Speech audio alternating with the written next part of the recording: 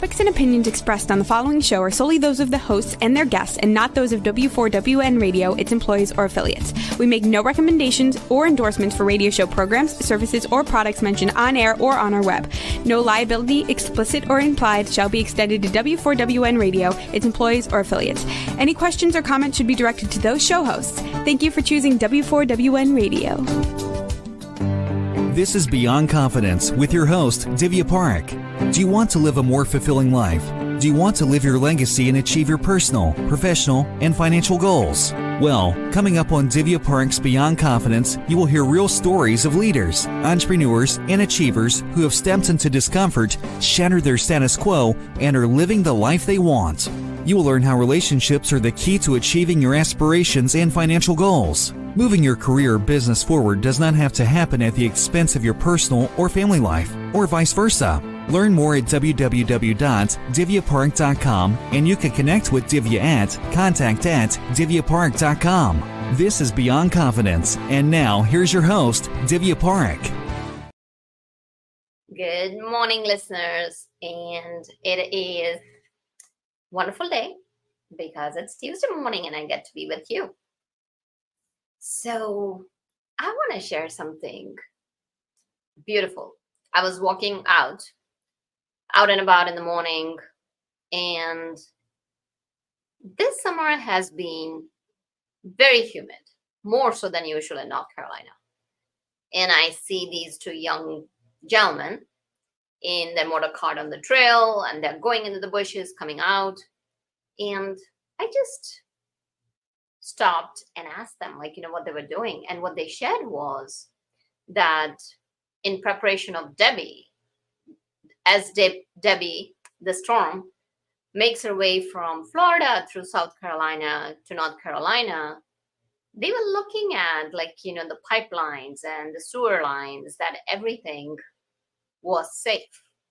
And if there were any trees that could fall down upon it, they would go and cut it. So here I am talking about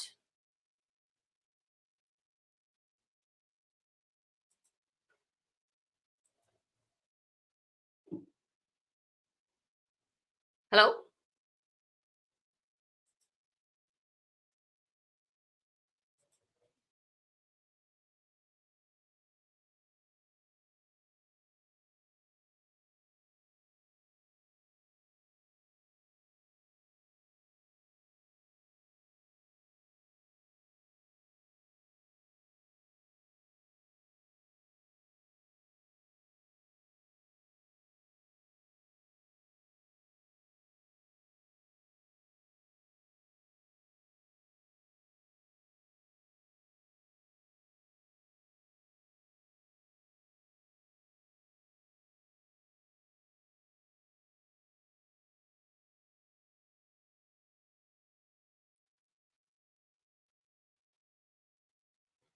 So now what happened, a technical glitch. So as I was going to continue the story.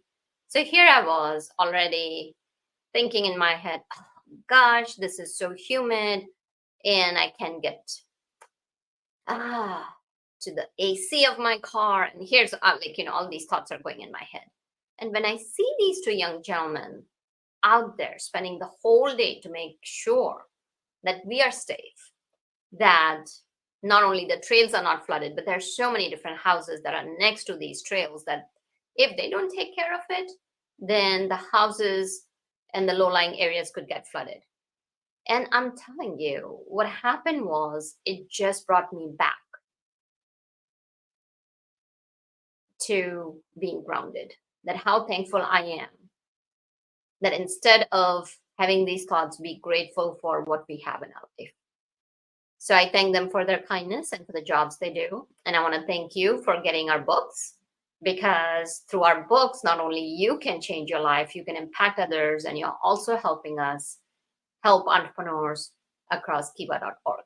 So let's bring in our guest. Welcome, Tina. Good morning. Thank you, Divya. I'm grateful to be here. Well, it's awesome to have you. So Tell us, do you recall a moment from your childhood where there was a person or a situation or an event that left a positive mark on you? That caused me what? That left a positive mark on Oh, you. that left a positive mark. Oh yeah, definitely. There's so many. One of them is my mom's best friend. She was just the neatest lady. She has since passed, but when I was very young, I had open heart surgery, and I would have to go down and have checkups every once in a while. And she was just so bubbly all the time and never treated me as fragile.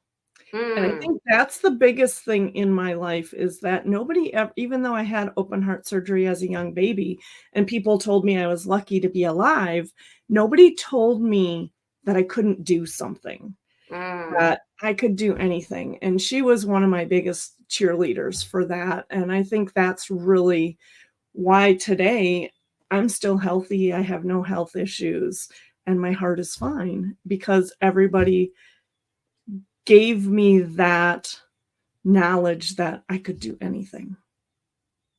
And that's powerful that you could do anything. Exactly, exactly. And we are glad that you're doing healthy and leading the way for others to see that yes, you can go through the tough times, yet you can Mhm. emerge strong and resilient. Exactly. So when you were a little girl, I know you delve into numbers right now.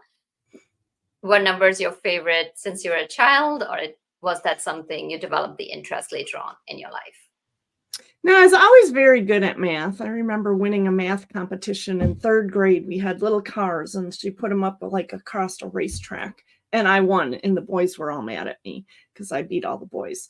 But they just came naturally to me. Words, not so much. Writing, spelling, not so great at. I'm okay, but thank God for spell check and for Grammarly and all the other things we have now that help us write. Absolutely. So as you grow up, where did the interest in the numbers take you? Well, when I was in college, I had a scholarship for 2 years at a community college in my next to my hometown, and I'm like, "Well, I gotta take advantage of that. Why would I waste that?" And one of the teachers there said, "You'd be really good at accounting." I'm like, "Okay," so my major ended up to be accounting. I was really good at it, and I still am really good at it, but I found I did not like it. Did it for 20 plus years, but really hated the month end and all the stuff that repeated all the time. It was just, but I got very good at it and I found ways to streamline that. So that's what I ended up doing. How can I make it easier for me every month? How can I make it so somebody else could do it if something happened to me? Because in a couple workplaces we had people that all of a sudden passed away and or left and you were stuck trying to figure out what they did. So I always wanted to make sure that if something happened to me, somebody else could step in and do my job because Mm, I created processes that were very easy and very well documented so anybody could do them. And mm. that's what I do today. Oh, that's very powerful to have. So Mhm. there are so many entrepreneurs. There are, regardless whether entrepreneurs, whether in the corporate world, wherever you are at, what happens is that there are so many repetitive tasks Mhm. where what you're doing is you're just doing things the old way. So can you share, let's say, whether it's a seasoned entrepreneur or a beginner, how would you tell them that what are a few steps that they can take today to streamline their operations? Well, one of the things you want to do is document your process because if you don't have it documented, it's not going to get done the same way all the time. And that's where errors start to happen. So, one of the things that Excel does is you can create a macro by recording it. Now, it doesn't always work just by recording it. There's some tweaks that have to be done behind the scenes. So, sometimes they don't actually work really well unless you know what you're doing with them. But that is a great way to get a lot of information done very quickly. So thinking about those repetitive tasks, what is the task that takes the most time? What's the one you dread? Oh my God, what's the one you hate doing? That's the one you want to get automated, because let me tell you, it takes away that stress of doing it. It makes it accurate, and you can hand it off to somebody else, or you can still do it because now it's easy and quick because it's done for you. But it's paying attention to those things that are typically, what's the bottleneck in your business? And typically it comes down to us, right? It's something we're doing that's taking too much time, or we're spending time that isn't in our own wheelhouse.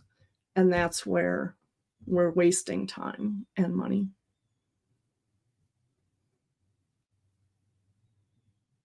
Oops, you're on mute, Divya. You have had so many years of experience. So can you share a few examples so that people can resonate that, oh yeah, Tina talked about this situation. It matches exactly mine. Exactly. So back in my corporate days, one of them, several of them, there were so many, but as an accountant, I always found errors, and I would always dig deep to figure out where the errors would come from. And just thinking about, okay, how can I fix this? How can I work with the people that are doing whatever they're doing? So I would just go out and say, hey, something's not coming through right. And can you show me what you do? And they would show me, and I would see it. And it's like, oh, now I get it. So I would make, one of them was in a shipping department. We'd ship out our parts, and they didn't have the right numbers because there was 2 different columns in our process. One was shipped and one was made, and they had to compare those numbers, and they were like 4 columns apart, and an 8 looks like a 9 when you're just glancing down, so you didn't see it. So I just made a little system that they would run. It took them all of maybe 5 seconds to run it, but it made it accurate for them because it took those 2 columns and subtracted one from the other, put in a dash if it was 0 and a number if it was off. So by having that number, they knew to go check them. So what happened with that, 1, it made our parts accurate, but 2, it saved our accounts payable department an hour and a half a day on one vendor's invoice because it was so large every day, because now it was accurate. We weren't having to stop and look for things. Another example is a monthly one. That one was a daily one. So a monthly one was a client doing taxes, monthly taxes he had to do out of state. And he didn't know how to get the information out of his system. He was using QuickBooks. So 1, I taught him how to do that. But then we downloaded all the information into Excel, and I created a process for him to use that he was a 4-hour process each month. Now he was done in 10 minutes because Excel automated it. Took out the human error of calculation because he had to calculate numbers based on what was sent. And had to do conversions, and that was all now done for him. And he's like, I don't even need to do that taxes out of my state anymore because he has a distributor. He's a microbrewer, but he still uses it because he gets his Wisconsin stuff done so quickly. So it's just things that take time, that are out of your wheelhouse. They may be out of your wheelhouse, maybe not. But still, if it's something that's repeatable, we can automate a majority of it. So you mentioned something about in-state and out-of-state. So a lot of people are very, very skeptical about, or, hands off, like, oh, I don't like numbers. So tell us, for an entrepreneur, what are the key things in their operations and their cash flow that they need to pay attention to? Well, and they need to pay attention to their income and expenses. So many people do not know where they stand each month, and that's scary because you're not making good decisions based on your own business, and you're not seeing trends that are happening because you're not looking. And it can be it doesn't have to be hard. It can be pretty easy to get that information. But if you're not looking at that information come the end of the year, if you've had a ton of sales and not all that many expenses, you're going to be paying a lot more in taxes. So you may want to invest in something before the end of the year to cut your tax rate, so you might be able to buy some new equipment or buy some software or buy some training or do something that's going to help you with your tax bill. Another thing is you can see trends in expenses. Maybe you missed something, or maybe you were double charged for something. So if you're paying attention to that on a monthly basis and looking year to year, you can analyze and see that information of what's missing or what may have been doubled up for you. So it's really knowing, and it empowers you to have that knowledge. So it's allowing you to run your business the best that it can be. And you know where you're at, so you have peace of mind. You take away that scariness of not knowing, like, oh my God, am I going to have enough to pay this bill this month?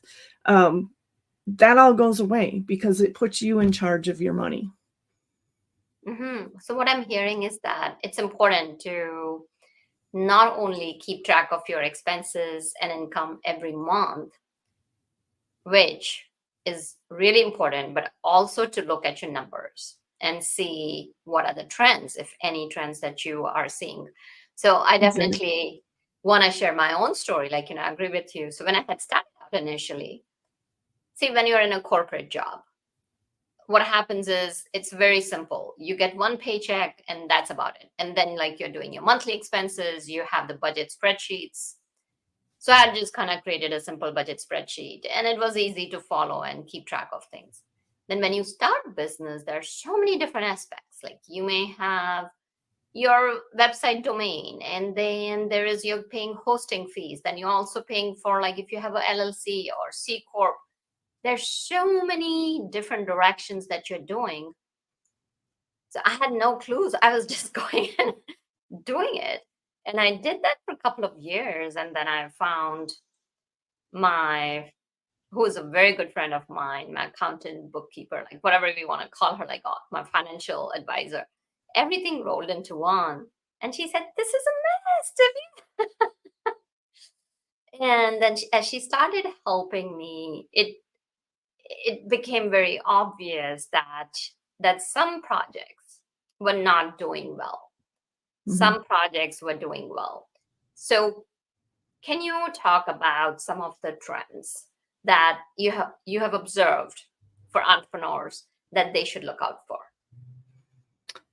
Well, absolutely. There's, so many different things that we should be tracking that we typically don't. And I've been guilty of it myself as well. What are our actions that we're doing? If we want to grow our sales and we want to hit our numbers, we can't make people buy, but we can track our actions. How many sales conversations are you having? How many reach outs are you doing? How many follow-ups are you doing? Are you inviting people? These are things that we can track, that we control what we do. And lots of people, and myself included until very recently, hadn't tracked any of that information. And that's really allowing me to take charge of my business and run the business the way I want it to be run. But trends with other things, when I was in corporate, one of the things that we did was track all of our production and if there was issues in production. And so every month I would create kind of like a dashboard of what was going on. And it was showing the errors that were happening. And what we would do is take that, and then the place that had the highest errors that month, we would go out and look and see what was happening. And we were able to fix the errors because we were looking at it, because we were aware of what was going on and we were seeing those trends. So the next month we would see that one go down and then we'd pick the next highest one. So we were able to eliminate so many errors out in our production floor. We became very efficient and it took away a lot of our overhead costs because we weren't having to throw away parts. We weren't wasting product. And so it really helped us have a bigger income because we were now able to sell that many more products and not throw stuff away. No, definitely. Hmm. And I like what you're talking about, that it's not just about having the numbers in that Excel spreadsheet.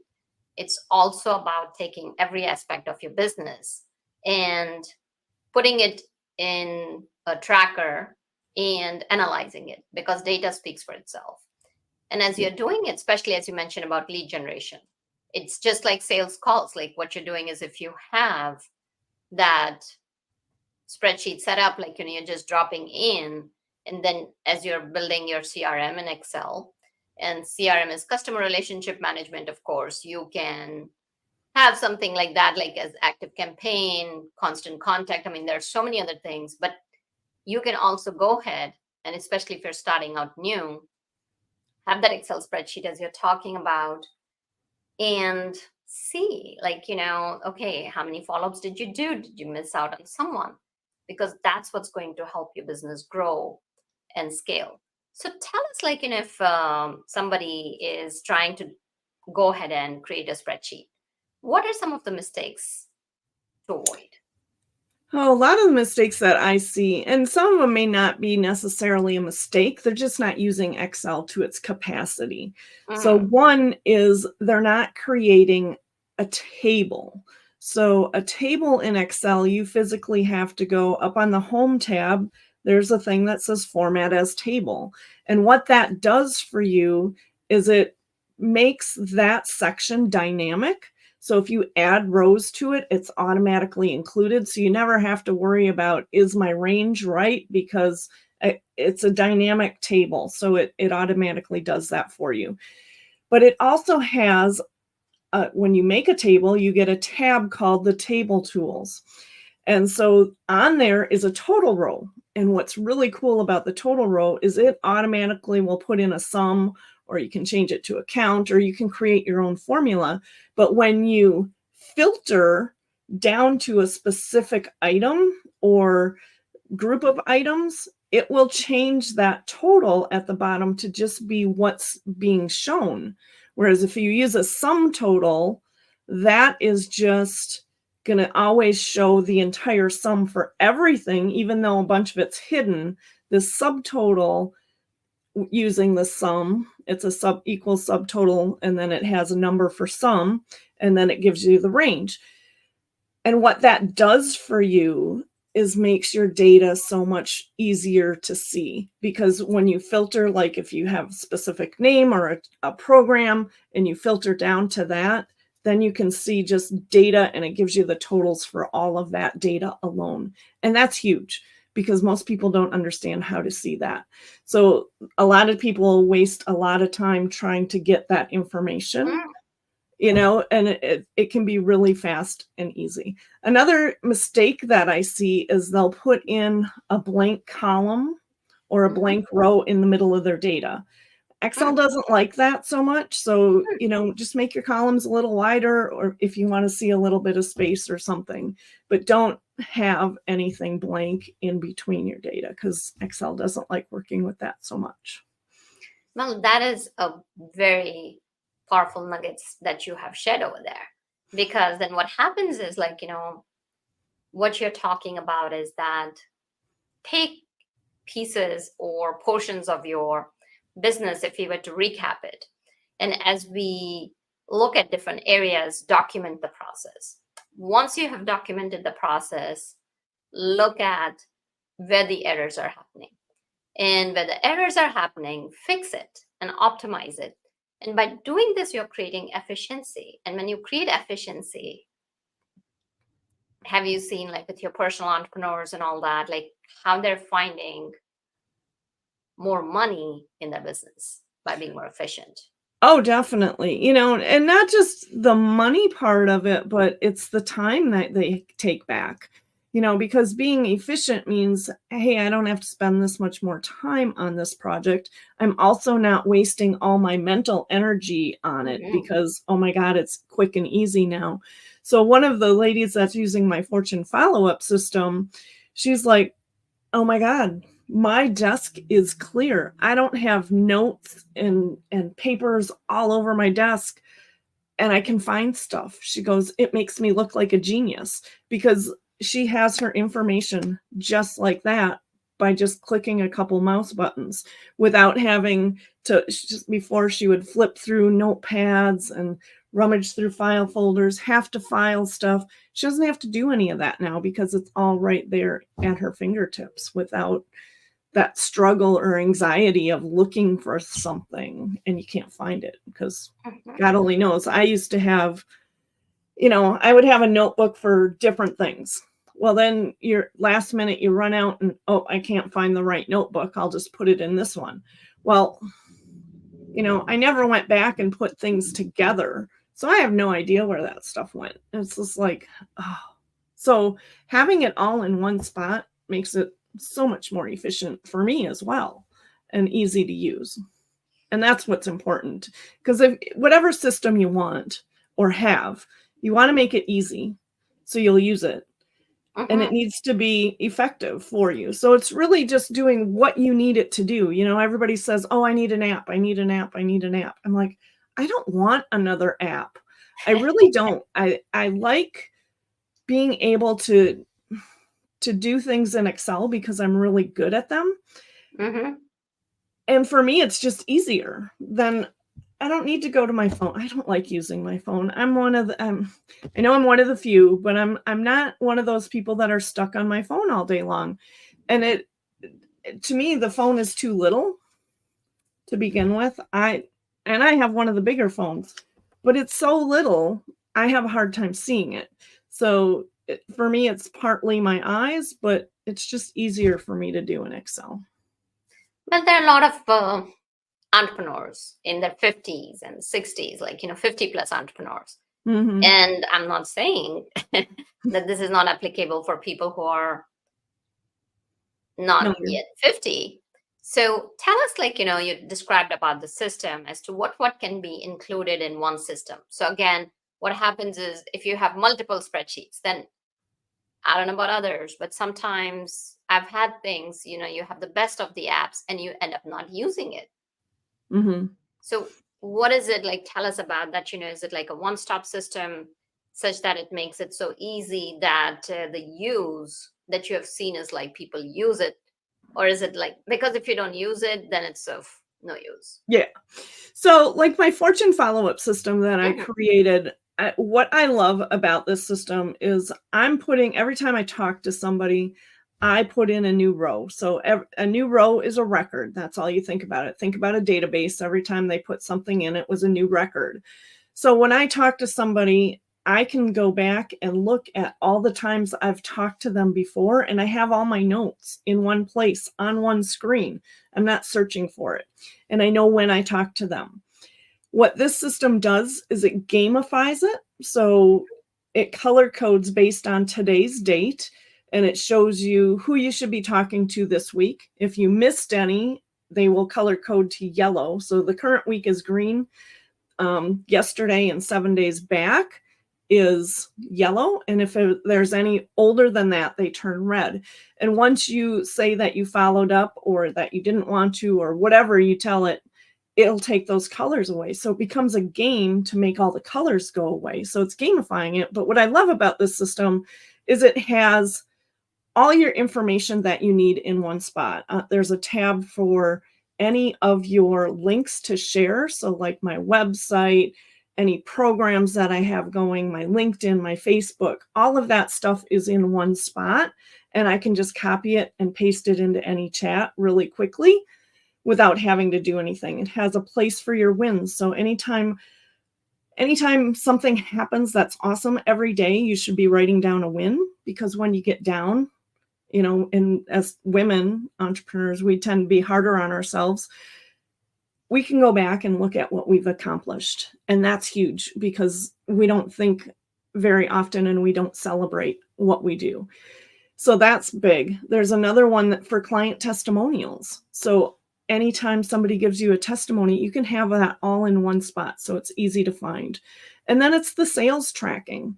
How am I doing? And you get to set what you want to track. and it color codes as well. So if you made your goal, it turns green.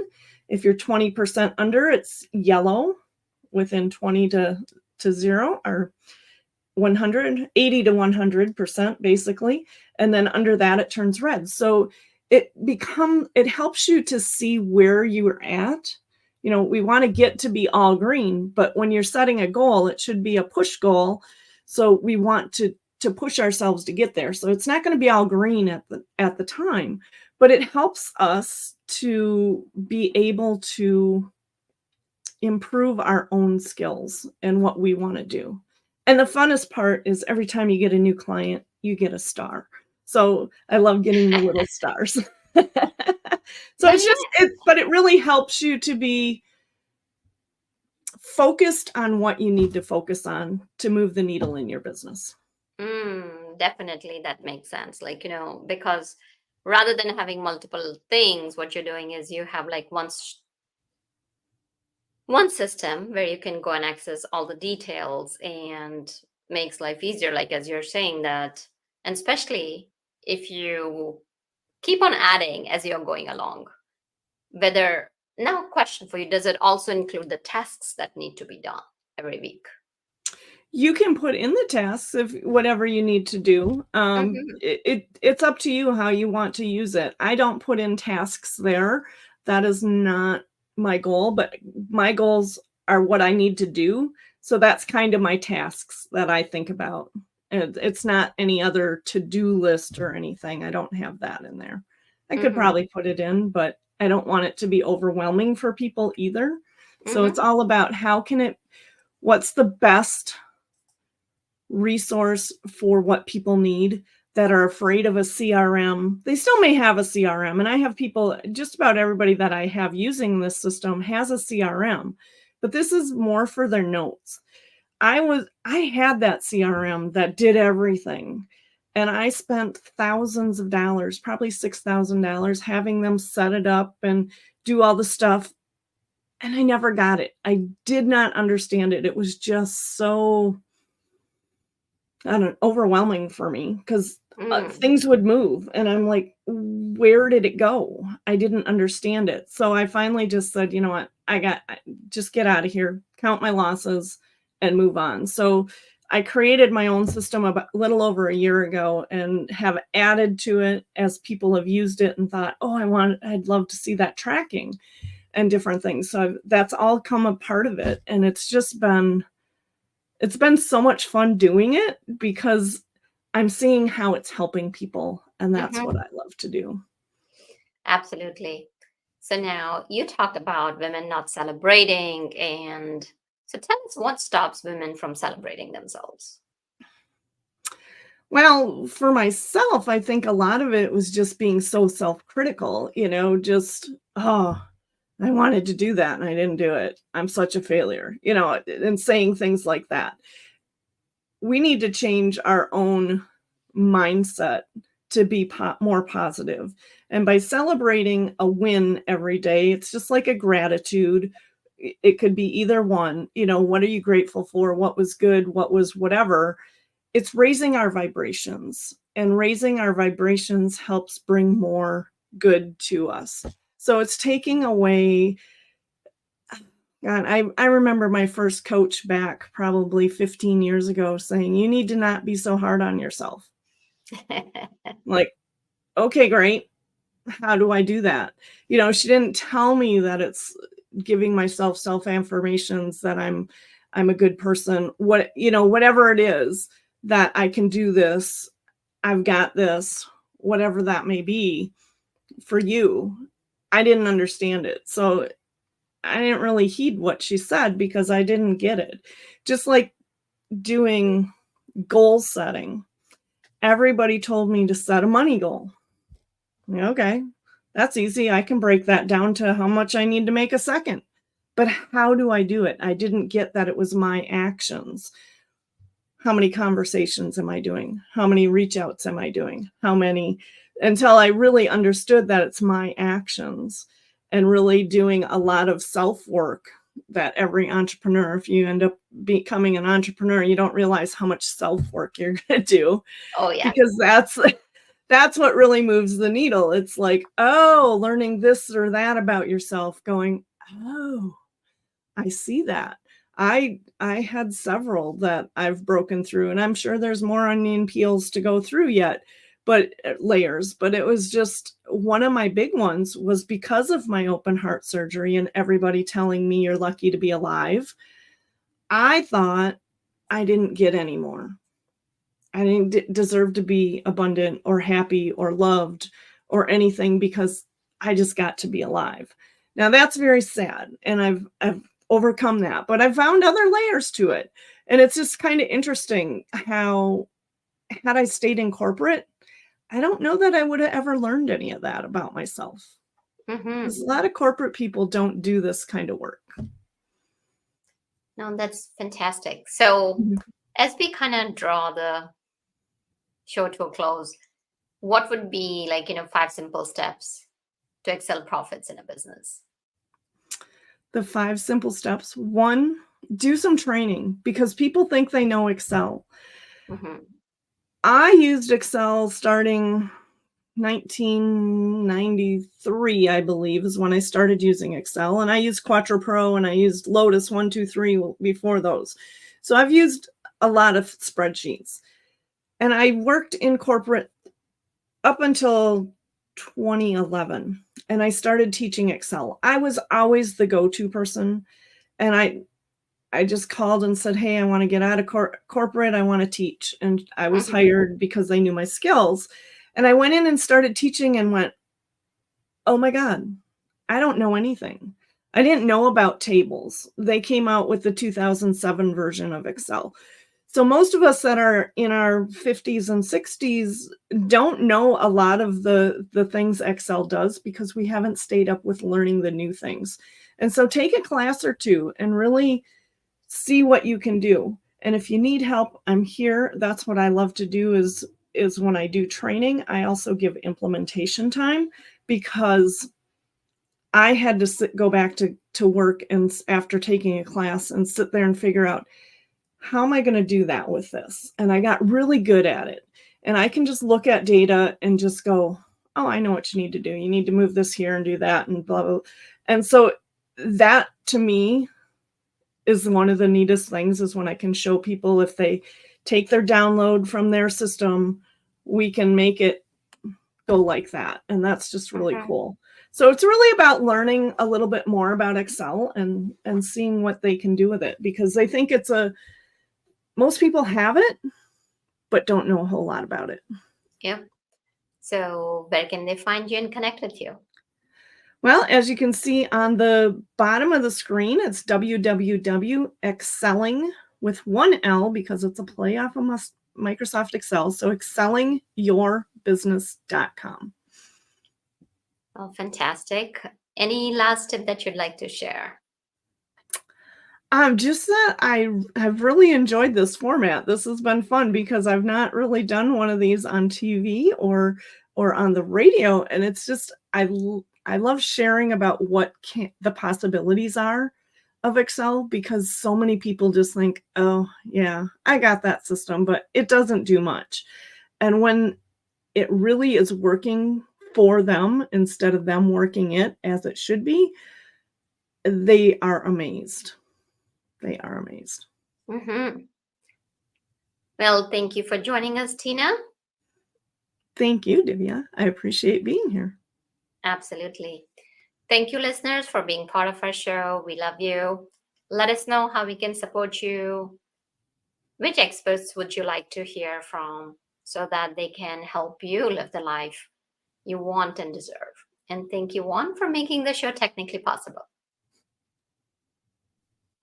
Thank you for being part of Beyond Confidence with your host, Divya Parekh. We hope you have learned more about how to start living the life you want. Each week on Beyond Confidence, you hear stories of real people who have experienced growth by overcoming their fears and building meaningful relationships. During Beyond Confidence, Divya Parekh shares what happened to her when she stepped out of her comfort zone to work directly with people across the globe. She not only coaches people how to form heart connections, but also transform relationships to mutually beneficial partnerships as they strive to live the life they want. If you are ready to live the life you want and leverage your strengths, learn more at www.divyaparekh.com. And you can connect with Divya at contact@divyaparekh.com. We look forward to you joining us next week.